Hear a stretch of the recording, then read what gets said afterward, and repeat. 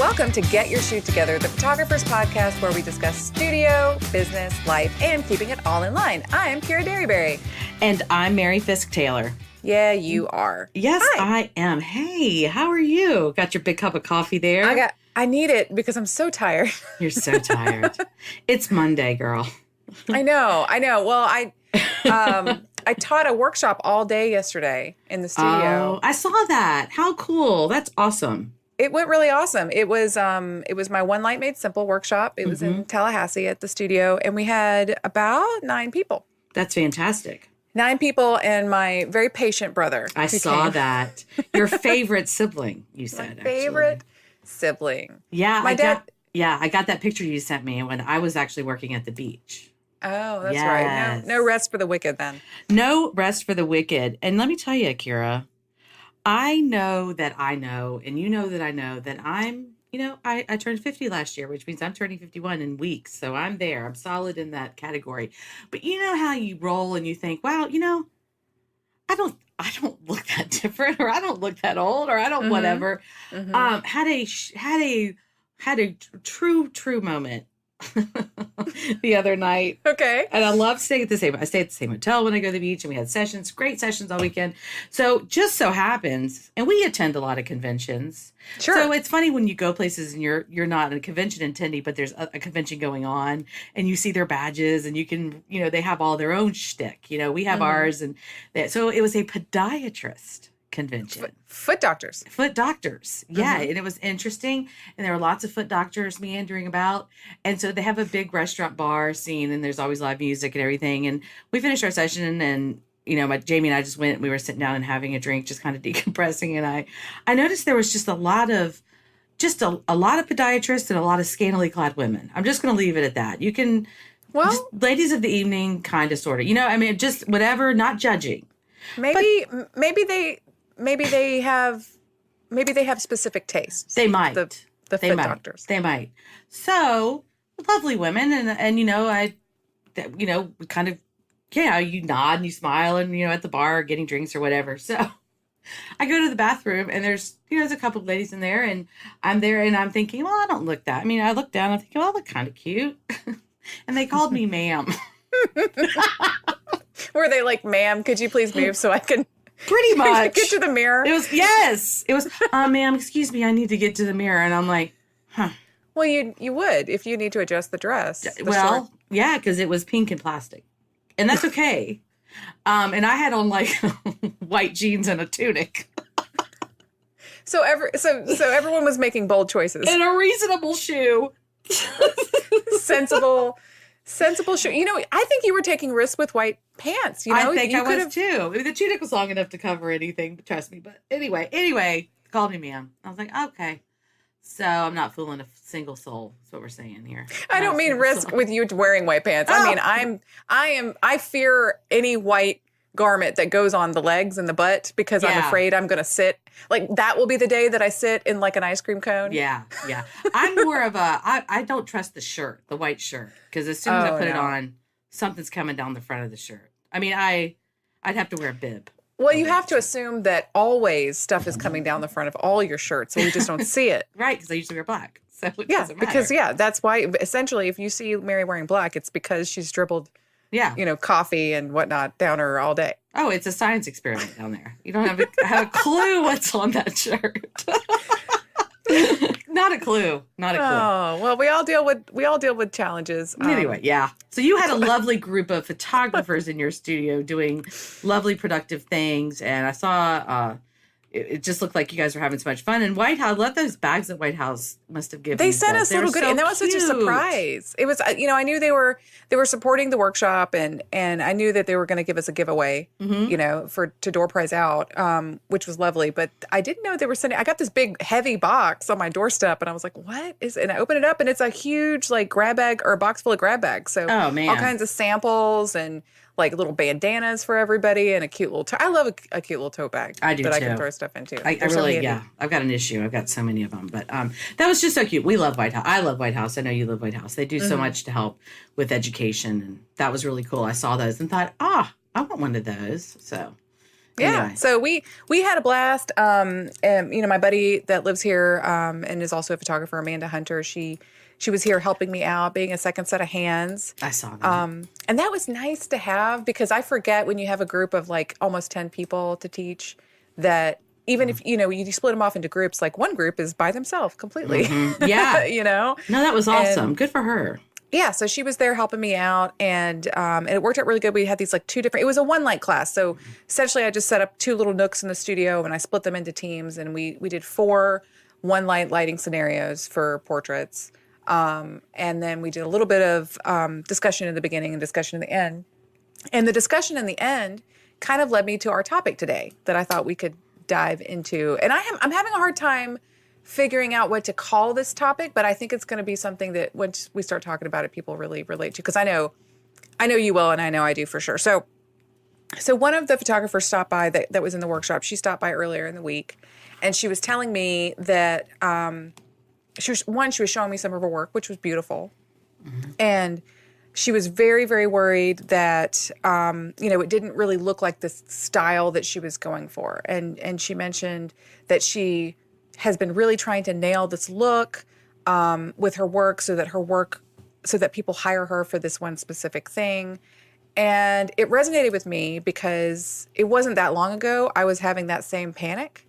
When the first year I opened my business, I was so desperately trying to find a look that was unique, that nobody else was doing, so that I could corner a market, in Tallahassee. And so there was for me, it was a lot of glamour and boudoir I was doing. But also with my family sessions, I was going for a really specific, like very high contrast look, very bright poppy color is what I was going for. And I spent so much time emulating different looks, different styles, not just styles of specific people, but just styles, that I ended up, if you looked at my body of work, you couldn't tell that the work was done by the same photographer. You know what I mean? Like, it was so varied, because I like to experiment and try all these different things. Right. That I couldn't find myself in any of it. So do you, at the same time, so you're saying when you started out that you had all these different looks then, like, and none of them were cohesive to anything It was like I was trying to try all these different styles, so that I found one that I really like, so that I could really lean into that one and run with it, so that I was the girl who did, let's say I was the girl who did glamour, or I was the girl who did boudoir, black and white boudoir, or, maybe I was the girl who did headshots, but the headshots were more like a fashion shoot, or even that I was, the family sessions, maybe it was really, really saturated color, so that it looked almost better than life. Right. So I was going for that. And those were all really popular styles 10 years ago when I was getting started, So I was talking to another photographer during that time, and she was looking through my work, and I was saying, gosh, none of it's really taking off, and I'm always having a hard time getting consistency, for this look over and over again. And that photographer, she was like, you do a really good job of emulating and trying to nail something to see how something was done. But she's like, I don't see any of you in this, like I don't see any of the work being yours. And it wasn't until, and it was a kind of a wake up call, because it wasn't until that happened that I realized the reason I couldn't get a consistent look, and the reason I couldn't fall in love with something, was because I couldn't recreate these looks very easily. I didn't know enough about what I was doing. Does that make sense? It does make sense. It's almost like singing, and if you watch any of the singing shows, and I don't sing, but you and I have actually had this discussion about your singing. But you will say, I love karaoke. I do a great job emulating or impersonating certain artists. That's and that's great for karaoke, because you're just having fun and goofing around. But you see it too, if you, like I said, any of the, and I don't necessarily always watch them, but my family, when my kids were home and younger, the kids loved American Idol. And you would hear them say, well, you did a great job singing a Whitney Houston song, but you sound like Whitney Houston. I need you to sound like you. And it's kind of the same thing. I mean, you have to take that inspiration, and you have to take what you like about it, and you do need to make it your own. But I think the thing that a lot of newer studio owners, and it's not necessarily just younger photographer, it's younger, meaning your studio's younger. Yeah. Is that sometimes you get into it because you start following people because you love their work, and we all do that. But what you're not doing is figuring out how that's going to, how that piece of the puzzle is going to come into your business as a whole. Right. Because how are you going to make that sustainable? How are you going to market that? How are you going to sell that? How is it going to work in your area? Do you live somewhere where bright poppy, bigger than life family portraits are even a sellable product, or so on and so on? So I do understand what you're saying. I don't think that it was, as big of an issue or relevant obviously when we were starting out, and this is why. You would go maybe a handful of times a year to a convention, and you would, see some programs on platform, or you would see a speaker, and that was it. You didn't have a constant IV of images coming in through every device you own like we do today. Yeah. So you weren't constantly comparing yourself and Exactly. knocking yourself down and wishing you were as good as this other thing. But the other thing I think that some of these new business owners are, and myself included, during the last 10 years, is it caused it causes an identity crisis. Like who am I? Right. What is my work? What am I trying to say? What am I trying to do? Who are you, Kira Derrick? Who is Kira Derrick? But then it became important to me. Okay, so I'm going to go and learn what I'm doing so that I can be consistent, so that then I can experiment, so that then I can play. Right.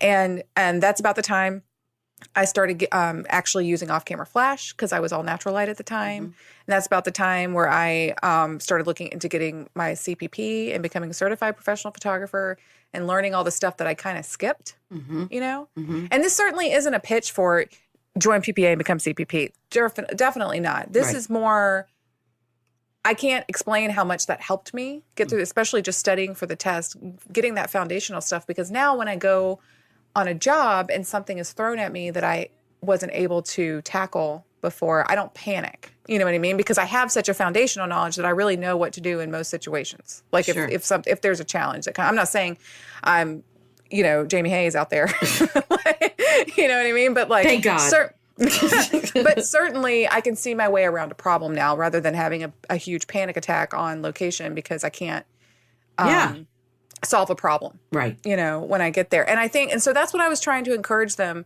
yesterday. And they were already taking a huge step forward by coming to this one light class, because a lot of them aren't using lights, and some of them have just begun using lights, and some of them are using lights for a few years, but they're hitting a wall. And so they were taking huge step forwards in their career because they were taking the time to learn how to shape light and how to see light and be in situations that they could recreate, because they can apply whatever stylistic choice they want to those basic images. Those neutral, they're lit correct images, they're going to give me consistent. And then in post, if they want to go through and give it a certain look or feel or shift in color or cross-processing or a film look, they can totally do all that. But at least now they have the foundational knowledge to keep it consistent so that they can develop their style. Because I kind of think that that's where I started backwards, and I think a lot of photographers are too, where they're obsessing over a style that they're trying to achieve, but they don't know about the foundational stuff to get them to where they can develop their own personal style. Yeah, they're just mimicking something that caught their eye. But okay. So if this is new. I mean, I never really thought about this, and I understand what you're saying. And I guess as I've gone along in teaching or things, I've probably heard this, and it just didn't register as relevant with me because it's not it wasn't my journey, and it did with you because it was part of your journey. You went through it personally. So what I don't understand is if you want to own a photography studio. Assuming you want to be profitable, assuming you want to take pictures and you want to get paid, in a profitable manner.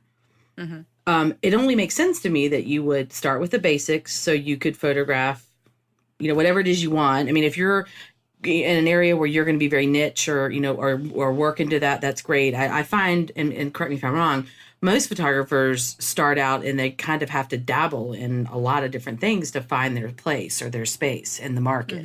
Is that true? Do you think, I guess it depends on where you live, obviously, but do you think that's somewhat true that maybe they take a few weddings and they do some headshots and maybe some seniors or families, or do you feel like people just open a studio today and only do boudoir or only do Only specialize in yeah. niche. Well, the thing that scared me from starting a studio earlier, alongside the pep talk I got in that I talked about in that previous episode, was that I thought I had to shoot everything, and I never enjoyed shooting weddings. Right. Only the couple that I had shot at that point, and so I steered away from being a photographer at all, because I thought, well, if you're a photographer, then you should know how to shoot anything, and so that. If somebody comes to me and wants me to shoot a wedding, then that's how I'm going to have to pay my bills that month. So I better be prepared to shoot a wedding. It didn't come until, right around 2008 or 9, where I was like, oh, I can specialize. Like, if I don't want to do weddings, I don't have to. Right. And so I think we are seeing a lot more people who are specializing. I think we're all seeing a lot of people coming out of the gate.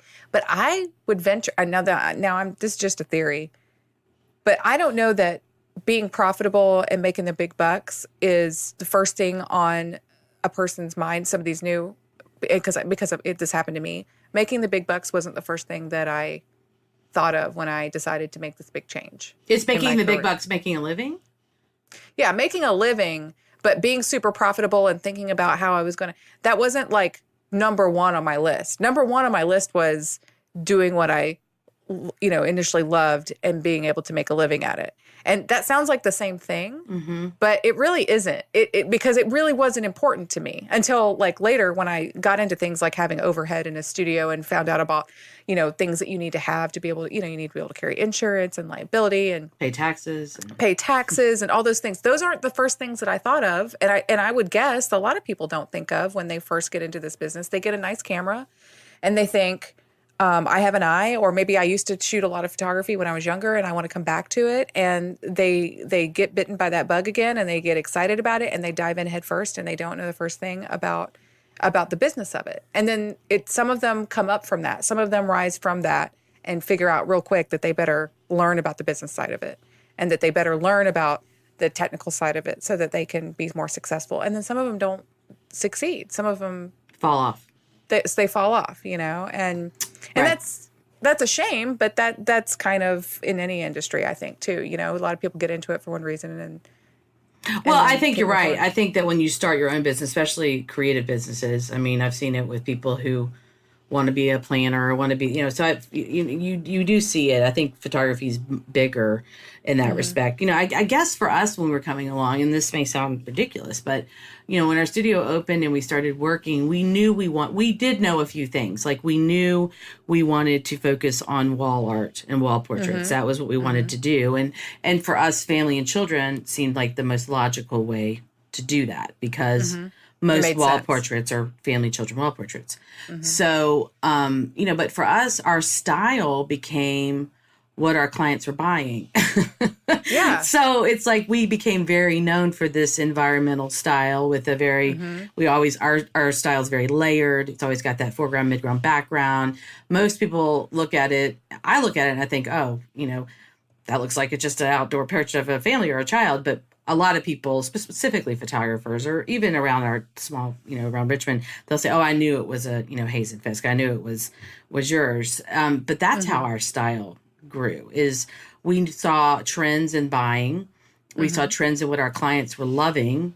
I believe that, if you know who your ideal client is and you know what you want to do. So like, you're right. If you don't want to photograph weddings, you shouldn't photograph weddings or seniors or events, whatever. You should not do it. I agree with that. But that's where our style grew. Like, and I feel like maybe that's... You were listening to the client and your style developed kind of based on the need. Yeah. And our brand and style developed from there. And we've stayed very true to it over, the past 25 years because I'm not going to go out and do something, that's so off brand that it doesn't, that people look at it and it confuses them. Like that wouldn't occur to me. But yeah, I guess we did listen to our clients because opening the studio, one of the first things we did was identified who our ideal clients were because we knew we wanted to make money. Like, that's why we started the studio. And Jamie's always been a photographer, incredibly passionate about photography. He will be a photographer until the day he dies. But he also likes to make money. Sure. Yeah. Sure. Yeah. I don't want to give the perception that I didn't ever want to make money. Right. Or that newer photographers don't want to make money. I guess what I'm trying to say is that without knowing anything about the industry and only knowing that I liked that my passion lied in being a photographer and not having like the business mind that you have. For example, like I feel like I could take you and put you in any industry and you would thrive. You know what I mean? Like no matter what, you could go and make a crap ton of money if you started owning a gas station all of a sudden. You know what I mean? Like you're going to be fine no matter what, you know? That's very kind. I don't have the business mind that you have been gifted with and have spent a lot of money on education for. And a lot of time. I think you are very business minded, but I've done it longer. That's all. Well, I think I'm business minded, but I think I love talking to you about business stuff because one, I always realize there's so much more for me to learn. Just when I think I have my head wrapped around it, I'm like, and Mary has a better idea. Yeah. Great. And so I do think I am business minded, but I think because I had this like passion for it and I just wanted to be this thing my whole life. I never really thought about how I was going to get to be this thing. I just thought, have camera, we'll shoot. Right. You know? So how did you develop your style though? Because you do. I mean, I see work and I think, whoa, that looks like that's Kira's or it looks like Kira's. I mean, you definitely have a style. So how did you get there? So had a mid photographer career crisis when the photographer I was speaking with told me that none of my work looked like anything that I had created, which was upsetting. Wow. I took a step back, took a lot of classes and started learning about light, like I said. And then over the past, I would say 4 years, when I've decided to lean into single person portrait, not just headshot, but I personally enjoy doing single person portraits. So if you come to me with your family and we do a studio session, I'm going to get that good, awesome, family portrait that's going to go on your wall. But I'm also going to really focus on these individual portraits of the kids and I'm going to try and make them quirky. Or if you're coming in for branding images and you want to show your personality for your brand and for your business, I'm going to try and lean into trying to make it so I can see who you are and sell to your client without knowing you really well. Does that make sense? It does. Like those character personality portraits is where my passion is. Now, there's different levels of that, but it's taken me this long to really come back to the original reason that I liked photography, which was looking at celebrity photography, looking at Rolling Stone magazine and Vanity Fair, Mark Seliger's work, Annie Leibovitz's work. That's the work that I looked at when I was a kid. Right. And so when I was a kid and I wanted to become a photographer when I was a teenager, I just assumed I would be photographing character portraits of celebrities, and it's taken, And so that's what I mean when I just wanted to do it so bad. Right. You know what I mean? And so I got so in my head and so wrapped up about developing my own. I want people to come to me because they want a Kira Derryberry. They want my style. But the truth of the matter is I'm a very sufficient photographer. I can shoot my way in most scenarios. But they're coming to me because they like me.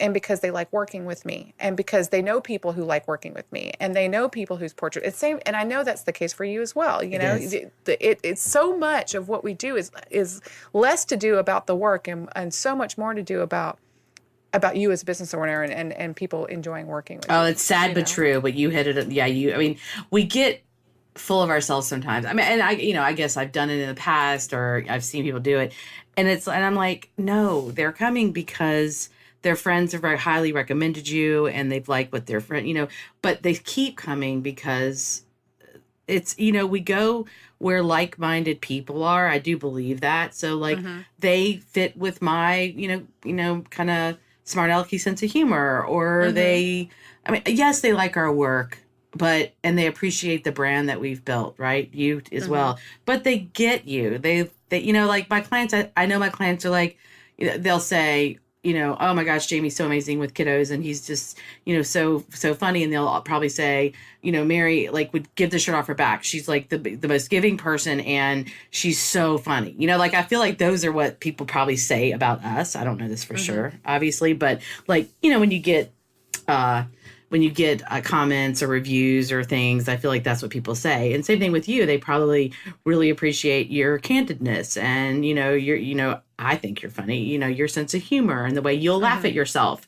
That makes people comfortable, because, when someone else can laugh at themselves, it's like, okay, these are my people. I can hang with this. This is my tribe of people. Well, so often, especially with these business portraits that we're doing, or frankly, with some of the dads that come in here, it's like they're going to the dentist. Yes. You know what I mean? It's like they've been dreading this and they're doing it because their family told them they have to, or because their business told them they have to come in and get a headshot. They don't want to be here. No. They just want it to be over with. Yes. And they're convinced that that whatever, they're not going to like anything. Hate it. Yeah. And so that's what I was trying to tell the students yesterday was to give our overall thing of giving yourself a break on our podcast here. I think resonates into this.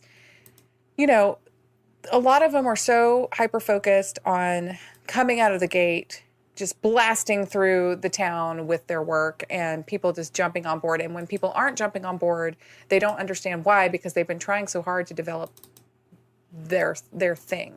And there's more to it than that. If photographer A and photographer B have the exact same skill set, they can shoot the same stuff, but one is slightly introverted and has a hard time communicating with people, and then the other one is super outgoing and funny and will talk to anyone and that sort of thing. No matter what, they're going to hire a photographer A, over B. The photographer B may be skilled or more skilled than photographer A, but at the end of the day, you got to be a people person as well. Well, you do. I don't disagree. I mean, I guess it depends on what you're photographing, but I mean, to photograph people, I do believe that. And I'm loving what you're saying, and it's absolutely true. I have a lot of, this in my state affiliate, or, we'll travel and meet people and they'll come up and they'll say, I love photography and I have my degree and I don't understand. And they're constantly putting things out there, or just, they have a Facebook page or an Instagram account. And I'm like, yeah, but you understand, this is going to take me right on back to StoryBrand, because I always kind of end up there. But you understand that as human beings, we are saturated with visuals all day long, popping up, email and social media and everything. And then, you think you're going to grab someone's attention because you're so awesome. And I hate, this sounds really mean and I don't mean it that way, but it's like, no, but I thought it was really awesome too. You're not. I'm sorry. You're not going to run one ad or boost one post and your phone's going to ring, or your inbox is going to fill up. It's not going to happen because we are busy. Everybody's so busy and, like I said, so saturated with between the news and, certain people's Twitter account and this. It's just like, it depends on where you focus, but there's so much out there, and getting someone's attention takes way more than having really pretty pictures. It's just not even about that. You're much more likely to get someone's attention by going and volunteering, and at a charity event or an event in your community, and talking to people about what you do and how you can save them from regret or save them from missing these important times or whatever it is. You're much more likely to go out and engage eye to eye, human being to human being with people, and share with them your passion. And I'm not saying you have to carry a big display with you, or God forbid, don't stand there and just show them your cell phone and scroll through your pictures. But, if you go to an event or something, and say it's an animal rescue, and you're sitting there talking to people and that are rescuing animals or they're volunteering, and they say, well, what do you do? And you say, well, you know what? I'm actually a professional photographer, and what I do is I save people from looking back and wishing that they had captured those little puppies before it's too late. See, okay, so this is interesting. This is an interesting turn that I didn't know this was going to go to, but I'm glad it is because what you're saying is that people come to people less about their style and the style that they shoot, but the thing that they can do for them, right? And then it is StoryBrand. It is so StoryBrand, Kira. If you establish yourself as someone that can save someone, if you establish yourself as someone who can solve a problem. Like, for example, this is something that I did the other day, because working on, getting kiddos in, especially high school seniors. You know, I have a high school senior studio. Well, my mom and sister and I, and Jessie does most of the photography, and talk about someone who relates to these kids. She's just the right personality, especially for the boys, because they hate, you want to talk about, they look like they're getting like, have to come in for surgery. They hate it so bad. Some of them. But the thing is that, you know, when you say to a mom, look, you get 12 first days of school, and then your family changes, the dynamic of your family changes forever. Because after that 12th first day of school, most of the time what we're talking about, the kiddos going off to college or going off in a career or trade school or something. But trust me, as one that's gone through it, after that 12th and last first day of school, things change. So now's the time. I'm going to make sure you don't look back and wish. Now, if I say that versus blast Instagram with, you know, a bunch of, you know, airy over, you know, whatever, a bunch of beautiful images, I'm much more likely to engage a client than the other person is. Because what problem is the beautiful imagery of the specific It's style? all about you. The beautiful imagery and those pretty pictures, the light, airy, or super saturated, or whatever style you think is, you know, the fit for you, you know, today, whatever that. Unfortunately, it means nothing, because you know what? There's 50,000 other people doing the same thing, and none of that addresses my problem. Right. None of that addresses you, the client's problem. No. Right. None. Absolutely. So what you're saying is it's not about you. It's never about me. It's always kind of low key about me, but no, it's not about us. And you know what? I think that, you know, if we understand that and approach our businesses that way, and maybe we can bring this almost full circle. And I did go off on a tangent, and I apologize, but you know, I think that, you know, figure out what it is you want to save people from. What is it? What is it you want to do so that, you know, and for you, you said, you know, when these people come in, I want them to enjoy their experience of having their business portrait or their portrait taken. I want them to look at it and go, wow, I don't hate it. I look good. Right. Or, you know, that's what you are doing. So that's what you've established as part of your brand. And I know you have other product lines that you work in. You know, we all do. But, you know, you become known for that person. Oh, I know, you know, it sucks. You have to get a headshot. I got to do it. But go to Cara Dairy, because you know what? She makes you feel comfortable. You're going to have fun, and you're going to like it. Right. And that's the problem I solved. It is. That's the problem I solved. And it's not about Cara Dairy. Nope. It's about the client. And we have to flip that script in our mind and in our business. And I think when we have newer studio owners or, you know, newer photographers on the scene, I know it's hard, guys. You're so focused on the art, and I appreciate that so much. And I know I sound like, well, maybe those ladies were right about me. You know, I'm just a crotchety old woman and just deserve to be called ma'am. You bring me down. You bring me my head out of the clouds so often that I need that. You know what I mean? We all do. And I do too. I mean, I've done it, and I still do. You know, you go and, you know, what if you know, something, you have I don't know, maybe you enter an image competition or something, you do well, or you get something and you want to talk about it, but, you know, and we can, and we should in our little tribe of friends. But when it comes to our business, you know, you got to get out and engage with people, and it has nothing to do with your style. I'm sorry. I look at a lot of young photographers. They send me their work, or new photography studio owners send me their work, or, you know, ask for critiques or ask for input. I mean, constantly.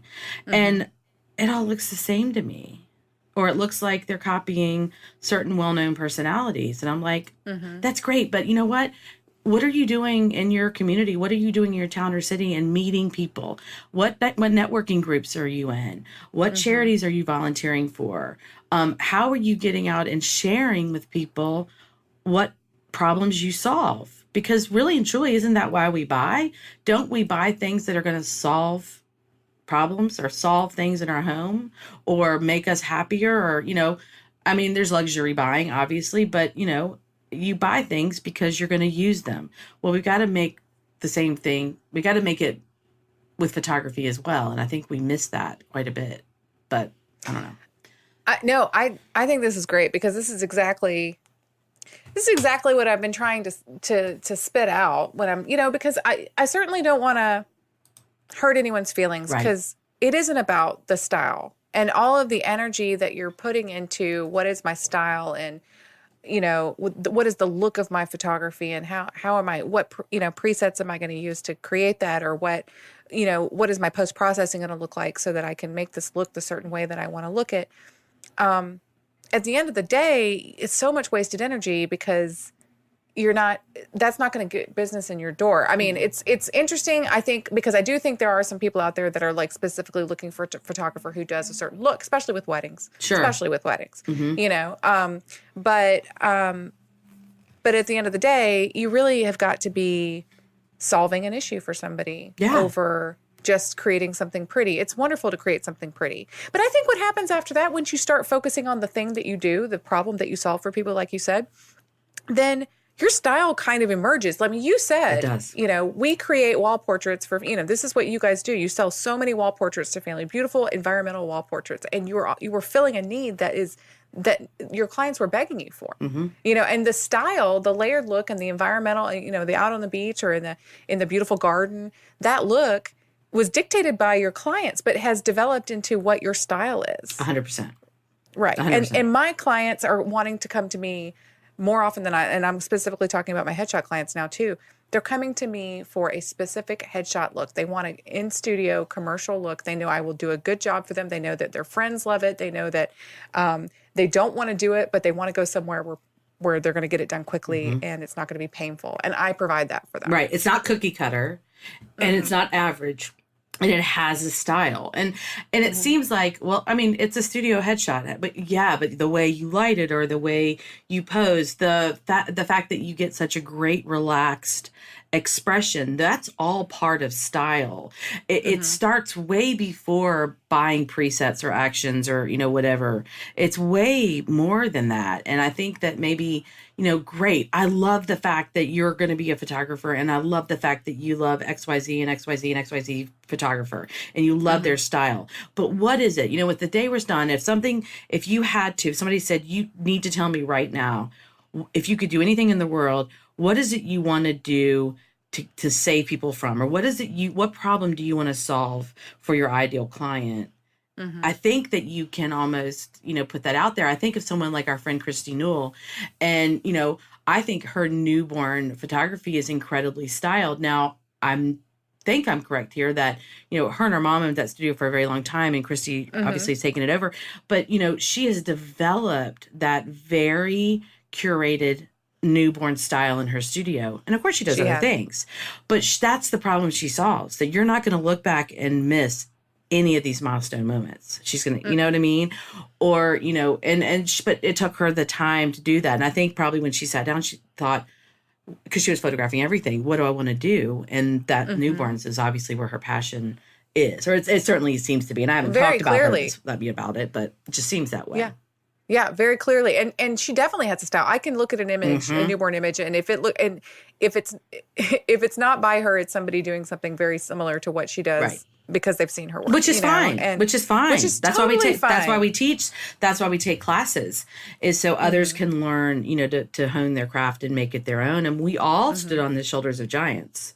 I mean, we all learned from other amazing, talented artists, but hopefully you take it, you tailor it, and make it your own. I mean, that's.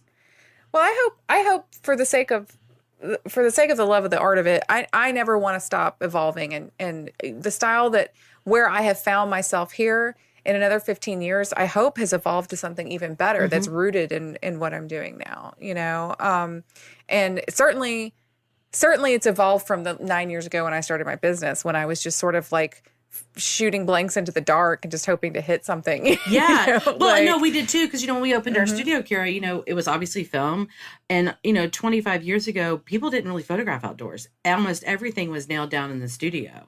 And you either had a high key background or a mid key background or a low key background. Those were your three, awesome choices. I remember going in and getting like our bridals taken or, senior portraits. So you had three choices of backgrounds. It's changed so much. But what we realized is, as we opened, is that we had this outdoor area, and you can use light, one simple light outdoors so beautifully that we started taking people outside, and then what do you see? Oh, our sales got bigger. Oh, and you know what else happened? Nobody was photographing outdoors in our market area. Nobody. Wow. Like, it was crazy. to like go outdoors, So, it was just an obvious step for us, but it took us time to figure that out. I mean, we didn't know. We thought we were going to open the studio and it was going to look like everybody else's. And we'd had a mid-key back. We had all those 3 backgrounds. And then, for some reason decided, let's try something different. And it took off. That's where our style developed. And it still continues to develop. I mean, the way we light, obviously digital. Sometimes I had to unfortunately replace a film portrait a couple weeks ago and had it scanned and everything. And I'm looking at it, I'm like, whew, wow. I mean, it's just film. You've come a long way, baby. I mean, film is softer and, it's a little different. And we've changed. Our style changes, but hopefully the core there is still the same. And, for us, we're very much about proper lighting and posing. We're really nailed down. Whereas our great friend, Allison Teller Jones, who I talked to last week out in Mesa, she's like, most of the stuff I print are y'all's edits. You know what I mean? Like that's the stuff that you edit out or call out of your, because her stuff is so funny and quirky and I adore it, her work. But that's how she developed her style. And she started out the same way. She was a mom that was raising kids and needed money. And she just started, but she's, she is talk about someone who's curated a style. Oof. Yeah. I mean, so. But that style evolved as well. I mean, that style was being asked for by her clients. You know what I mean? She fulfilled a need. And she also, for her, as this, and I'm not putting words in your mouth, but I think a situation like that, you have a mom, with all these kiddos, single mom or, whatever. And all of a sudden you got to put food on the table. So I believe there's a lot of us that do go into this because we just have to put food on the table. We got to keep the lights on and pay the credit card bills at the end of the month. And so she needed to do something that worked around her schedule, her children's schedule, because she had young kids at the time, and would put food on the table. So that's the style she started, building and building and building. I think a lot of us have to do that because you know what? Your life changes. You're in a situation where you have to work around Lucy's schedule. I'm in a different place now. I can go off to the beach, all weekend long and not worry about every soccer game and baseball game and with this and that. I couldn't have done that several years ago. Right. I could have, but I chose not to as a mom. So, that dictates your style as well. I mean, where you are in your life, in your journey. Absolutely. And how much you can dedicate to stuff. God knows I haven't had any time to dedicate to IPC case. Oh, we're not talking about that. August 1st. Which by now is past when this airs. But yeah. So hurts my heart. It just hurts my heart. I don't even know why I brought it up. I don't it's either. Just in my head. It's a real sore subject around here. I'll tell you that. I'm gonna get it done though. I promise, Rich Newell. I'm gonna get both my wedding case and my open case in. It's happening. Maybe it's happening before August 1st. I promise. It is. No, it is. You know what? Speaking of which, we got the most phenomenal email this week from a young lady, Jennifer Mullins. She's actually Arizona. Speaking of Arizona, and I think Brian Welch, which many of us know Brian. He's been sharing and speaking and teaching for many, many years, and he recommended it to Jennifer as she said as the one to listen to. Nice. And I hope he was talking about us. I hope it wasn't. She got us confused. No, I'm just kidding. So she sent a really sweet note, and I, emailed her back. And then this was her win, celebrating my win. I submitted my images into my very first print competition. I submitted 6 images, and 3 of them merited. Congratulations. Yeah, so it must have been at her state or local or whatever. But being my first competition, I had no idea what I was doing and didn't know images were judged on the name and presentation as well. Thank goodness I looked at some years past images and figured out what to do. And she was saying how she loves her affiliate, loves our podcast, and just wanted to share her win with us. So I thought that was really fun and pretty cool. That's Jennifer. Awesome. Well, congratulations and well done getting into Image Comp. Yeah. Because, I know we talk about that all the time, but it's not an easy thing to do to put yourself out there like that. So you broke the seal. You did. I see what you did. Yeah. Jennifer Mullins, if you're listening, well, shoot, it'll be too late. You're right. Get ready for districts next year. Get those images ready and get them into PPA image competition. As a matter of fact, she said she's getting ready to join PPA. She's a member of her affiliate and getting ready to join PPA. So maybe next year, Jennifer will be in our image competition at PPA as well. Yeah, I hope so. I hope to see some of your work. So fantastic. And then speaking of PPA, PPA shared our copyright podcast. I know. I felt like a celebrity. I know. That was awesome. I know. Yeah. Felt very special. So, no, but I mean, of course they did, because I mean, it's so important. So if you haven't sent your letters in, or if you have sent your letters in to support the copyright change that we're doing, the CASE Act, keep sending them in, because it's not over yet. We've still got to get this bill passed. We made it out of committee a couple of weeks ago, and now we have a lot more fighting to do. So go to ppa.com/small claims every single day of your life and send those letters. Even if your representatives are co-sponsoring the bill, tell them thank you for co-sponsoring that's a good the bill. point. That's a good Because one. we do have a lot of co-sponsors on the bill now. Yeah, that's exciting. And this, that's exciting. And yeah, there's, some other hurdles, and we got to keep fighting the good fight. So we appreciate all of you guys. And boy, it would be nice. It would be really nice for us to be able to tell the amazing staff at PPA who works so dang hard on this, and it's just really, really put so much into it, that, that our podcast listeners really band together and put letters out there at least once a week. If you can't do it every day, at least once a week, mark 5 minutes on your calendar to sit down and do something to help small business creatives move copyright reform through Capitol Hill, because we desperately need to get this done for all of us. Yay! Yay! All right. Well, this was great. I mean, I don't know how we shift. I mean, we should kind of I feel like we are a pinball machine and just bounced all over the place with this one, but I like it. No, I came at you today. We kind of came into, and I was, we have a long list of topics that we want to talk about, but I kind of jumped line on this topic because it's come up so many times this week, and so I love where it went. I didn't know where it was going to go. Well, good. I'm happy. So we hope y'all are happy too. Let us know. You can check us out. Where can they check us out, Kiara? There's so many awesome places. They certainly can. They can follow us on Instagram at Get Your Shoot Together. They can follow us on Facebook at Get Your Shoot Together. You can email us at girl@getyourshoottogether.com and on your email machines, dedicated email machines. And it's kind of like a fax machine, but it's got a little envelope with wings on it. You see that? That's the official logo of your email machines. You can also subscribe to us now on all the places podcasts are available: iTunes, Spotify, Pocket Cast. I don't know who used Pocket Cast, but if you use that, you can subscribe to us there too. For those 4 people that you just yeah. Let us know. Subscribe. Give us a review. I mean, if it's good. No, I'm just kidding. Hit those stars and give us a few comments. It helps us keep this going and build momentum. And we'd love to keep doing this and sharing with you guys. I know we have a lot of fun, and from the feedback we're getting, it sounds like you guys are enjoying it as well. So we really, really would appreciate it. And thank you guys for listening. And thank you. And so we'll see you guys next time. Thanks, y'all. Bye. Bye.